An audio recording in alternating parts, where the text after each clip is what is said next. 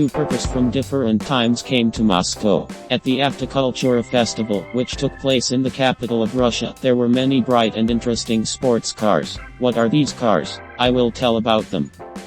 Ferrari 348, 1991 variant. The last mid-engine Ferrari with a V8 engine, developed under the guidance of Master Enzo Ferrari.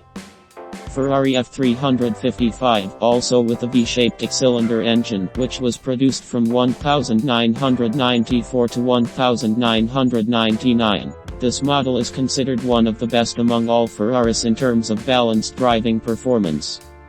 And this is one of the most successful supercars of the Ferrari brand, the Testarossa model with a 12-cylinder engine. From 1984 to 1996, almost 10,000 copies were produced. One of the coolest supercars in the world, the flagship Aston Martin V12 Vanquish. It debuted as a concept in 1998 and was produced from 2001 to 2007. Naturally, he starred in a James Bond movie. DeLorean, aka DMC-12. The cult hero of the well-known film Back to the Future. A car with a very sad, one might say, with a tragic fate.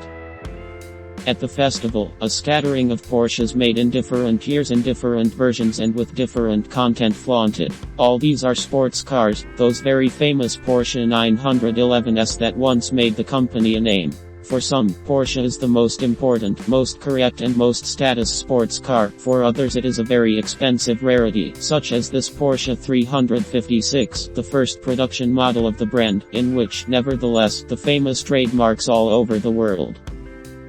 Jaguar. One of the best and most appreciated sports cars of this brand came to the festival, Jaguar XK8, which appeared in 1996. More precisely, in our case, this is a modification of the Jaguar XKR with a more powerful engine that develops not 290, but already 370 horsepower.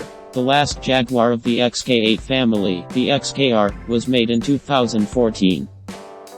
Here, the red sports car on the left is a fourth-generation British Triumph Spitfire produced from 1970 to 1974. A very popular car in its class, 70,000 copies were made in 4 years. And on the right is the no less legendary British MG from about the same years of production. An even more popular classic roadster. In 18 years of production, more than 500,000 cars of this model were sold.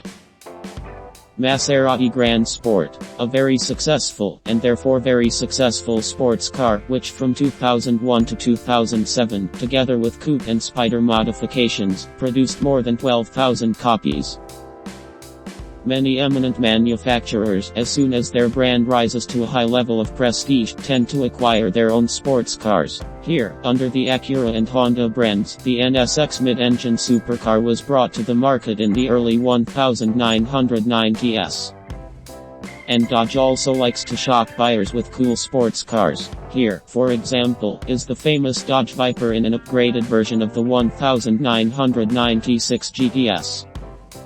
BMW also from time to time pleases buyers with sports cars. For example, the BMW 850XE is the variant with the most powerful 380 horsepower engine. According to reviews, just great, but a very expensive sports car.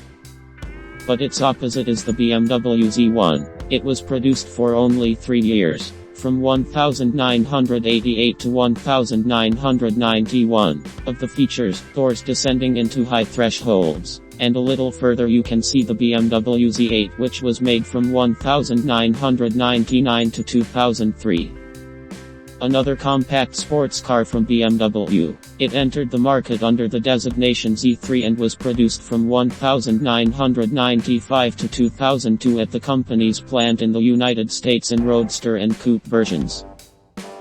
The Italian Alfa Romeo Spider is one of the most successful sports cars ever. It was produced for an incredibly long time, from 1966 to 1993, having experienced several restalings during this time. True, the appearance of the car has not changed much over the years, since it turned out to be very successful and almost did not age over time. Another Alfa Romeo. Under the modest 4C index, from 2013 to 2020, they produced a two-seater mid-engine sports car with a fully carbon fiber body. With the help of the Volvo P1800S coupe, the Swedes also tried to enter the League of Sports Car Manufacturers. The model, which was produced from 1961 to 1973, had quite decent dynamic characteristics, but among the family sedans and station wagons of the Volvo brand, it remained a black sheep. And now, in my opinion, the most remarkable collection of the festival Autoculture. This is a collection of Mazda cars with a rotary piston engine. The complete collection, from the first rotary model to the last. So, Mazda Cosmo Sport 1970. In 1964, a small promising sports car debuted under this name at the Tokyo Motor Show, which was mass-produced from 1967 to 1972, making 1,500 copies. In 1968, the Japanese launched cars with a rotary piston engine into large-scale production. No wonder. The subcompact Mazda R100 was so dynamic that in 1970 even the Porsche 911 was left behind in motor racing. From 1968 to 1972, this model was produced in the amount of almost 96,000 units.